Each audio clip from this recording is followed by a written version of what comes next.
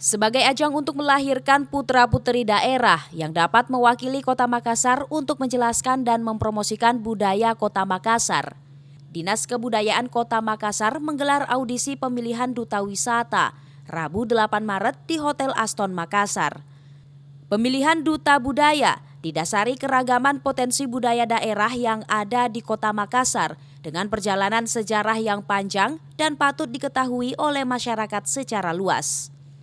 Kepala Dinas Kebudayaan Kota Makassar Andi Hervida Atas mengatakan, untuk mewakili Makassar mempromosikan budaya, tentunya dibutuhkan SDM yang berkualitas untuk menggali, melestarikan, memanfaatkan dan mempromosikan potensi budaya daerah sebagai identitas bangsa dalam upaya menjadikan Kota Makassar sebagai kota yang berbudaya.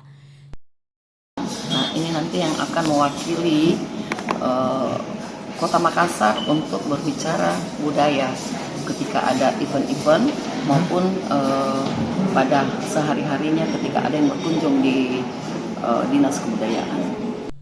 Kadis Kebudayaan juga berharap agar kegiatan ini tidak hanya menjadi ajang untuk mencari sosok yang menarik secara fisik, tetapi mencari sosok putra-putri daerah yang lebih mengutamakan bakat dan jiwa sosial yang baik, sehingga dapat menjadi teladan dalam kehidupan bermasyarakat.